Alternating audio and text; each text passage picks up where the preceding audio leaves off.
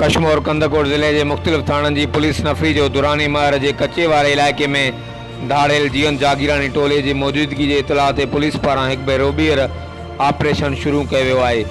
जीअन जागीरानी टोले खिलाफ़ SSP अमजद अमन शेख की मौजूदगी में गौसपुर कंदकोट कच्चे वारे इलाक़े में ऑपरेशन इन वक्त भी हलंदड़ आहे। इन ऑपरेशन में ज़िले के मुख़्तलिफ़ थाननि की पुलिस हिस्सो वठी रही है। इन सिलसिले में SSP अमजद अमन शेख जो चवण हो एक महीनो अॻु बदनाम धाड़ेल जीअन जागीरानी टोले खिलाफ़ पुलिस ऑपरेशन किया वियो हो, जंहिंमें एक औरत समेत 4 धाड़ेल भी मारिजी विया हुआ ऐं 5 धाड़ेल ज़ख़्मी भी थिया हुआ। अॼु भी अहिड़ो खुफ़िया इतला मिलो है तो बदनाम धाड़ेल जीअन जागीरानी खुद कच्चे वारे इलाक़े में मौजूद है।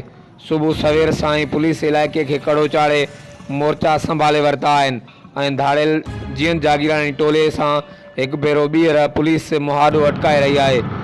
SSP जो वधीक चवण हो इन ऑपरेशन में पुलिस जदीद हथियारन जो इस्तेमाल करे रही है। इन ऑपरेशन में APC चेन मशीनूं, बख्तरबंद गाड़ियों, 30 खां वधीक पुलिस मोबाइलों और वडी तइदाद में पुलिस एहलकार ऑपरेशन में हिस्सो वठी रहा आहिनि। SSP कश्मीर कंदकोट अमजद अमन शेख जो वधीक चवण हो धाड़ेल जीअन जागीरानी के टोले के नेस्त व नाबूद करे पोइ सुख जो साहु खयो वेंदो। हर वक्त आगाह रहण लाइ ॾिसंदा रहो JTN वेब न्यूज़।